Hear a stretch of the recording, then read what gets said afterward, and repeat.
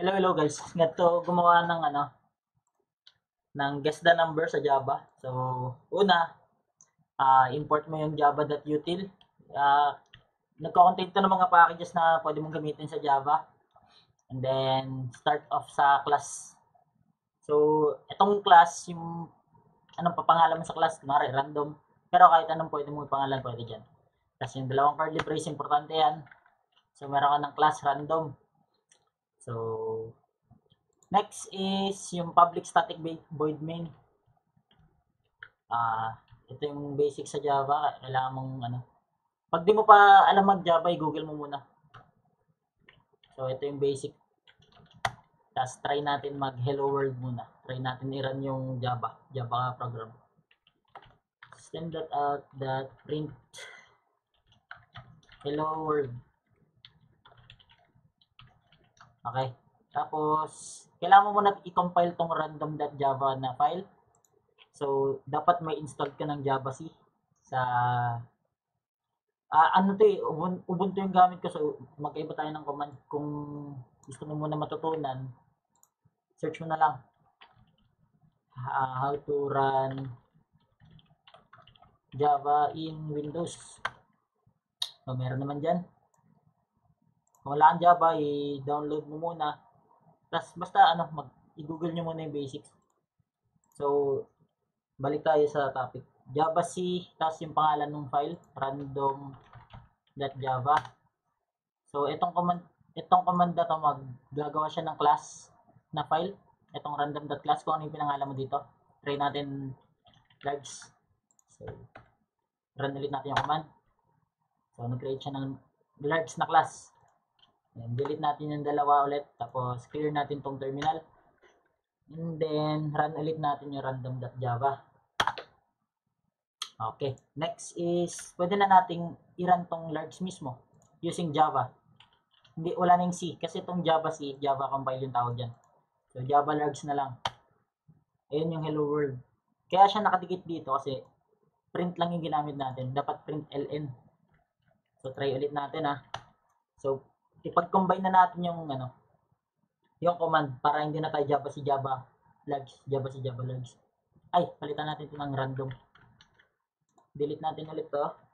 And then, Java si random.java, yung pangalan ng file. And, sa Ubuntu to wala to sa Windows. Java, pangalan ng class. So, yan, hello world. Meron na tayong hello world. So, next, yung topic na to is para makakreate tayo ng di ba? Ng random na numbers. So, una natin siguro gagawin, i-create tayo ng min value and max value. So, yan. Ganito mag-declare ng variable sa Java. Direkta lang int min, int max. Next is, gawa na tayo ng random int. So, int, pangalanan natin to ng random init. Tapos, sundan nyo lang mat.random. Tapos ganyan. Itong mat, parang variable yan sa Java na merong method na random. Tapos, i-times natin sa max. Itong max na to. Tapos, minus min plus 1. Tapos, lagyan natin ng plus min dito. So, try natin tong random init. Try natin i-console. I-print system.out.println random init. Tapos, plus ito yung number. Ganyan lang natin ng parang ganyan para madaling mabasa. Run ulit yung command. Yan, 13 yung na-random. Next. 13 na random. Yan, 40. So, random siya from 0 to 100. Pero pwede mo nagdagan nyo ng kahit gaano karaming gusto mo. Next is, siguro, na tayo. Kailangan na natin yung input ng user. So, gawa tayo ng scanner dito. Scanner. Yung scanner, class siya. Tapos, mag-initialize tayo ng bagong scanner. System.in. So, kanina system.out, ngayon system.in naman kasi nangunguha tayo ng input from user.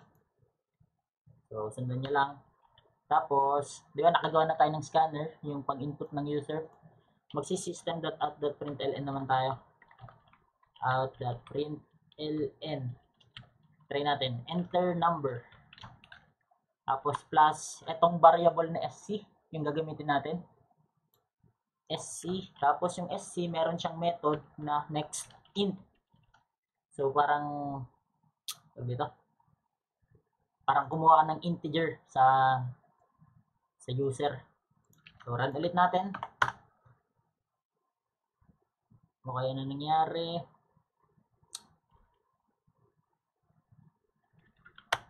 Okay. So, dapat pala naglagay ako dito ng system.out.println muna para dito. Para man lang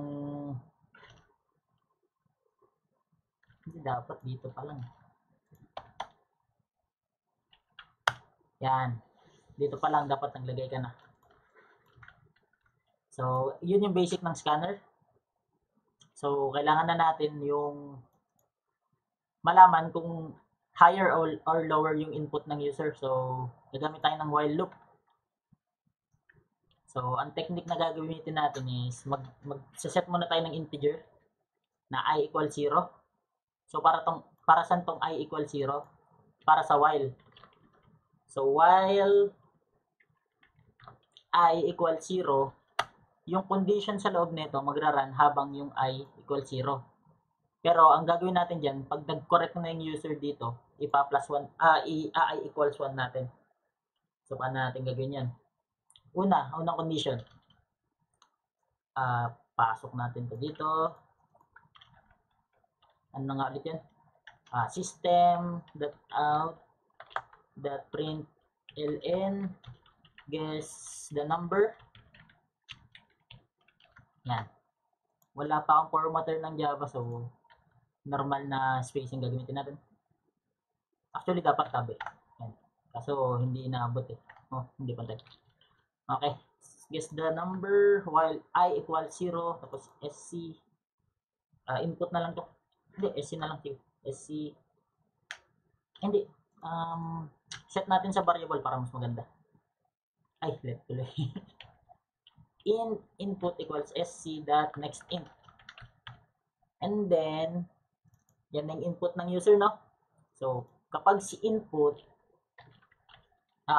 greater than random int, pag mas mataas siya sa random int, pag mas mataas yung input ng user sa random integer, mag-println tayo ng system.out.println higher. Tapos, pwede natin gamitin else if dito, pero parang mas nalilinisan ako sa ganito. Input greater than, less than random init. Int pala, putik, init ako ng init. System.out.println lower naman. And then, kapag nagtugma na sila, if input equals random int, doon na natin i-reinitialize tong int I. So, gagawin natin I equals 1. Tapos, system.out.println correct. So, let's try. Clear ulit natin to. Tignan natin kung may error or wala. Oops, may error. System.out.println correct. Okay. Itong single quote hindi tinatanggap sa Java to. Sa JavaScript dapat. Okay. So, hindi natin to kailangan pala. Okay. Clear ulit natin para malinis. Back. Guess the number. 12, 10. What? Okay. Putulin kagad natin to. Putulin natin. Paano putulin to? Paano ba putulin sa Java yun? Sa terminal. Ano kayong mali dun? Okay. Ito. Dapat ito nasa loob ng while. Tapos yung guess the number kanina, medyo hindi pantay, hindi akma dun sa ano. Dapat walang print ln yun. Itong ln kasi line yan eh. Tawag yan. So, game. Okay, sc dot Dito dapat yan. Kasi si SC hindi pa natawag pero inano mo na. Okay, guess the number 69. Higher daw yung 69. So, 65. Higher pa din. Try natin 40. Higher pa din. 20. Higher 10. 10 is lower. So, parang 15. So, 13. 14. Yan, correct. So, ganun lang.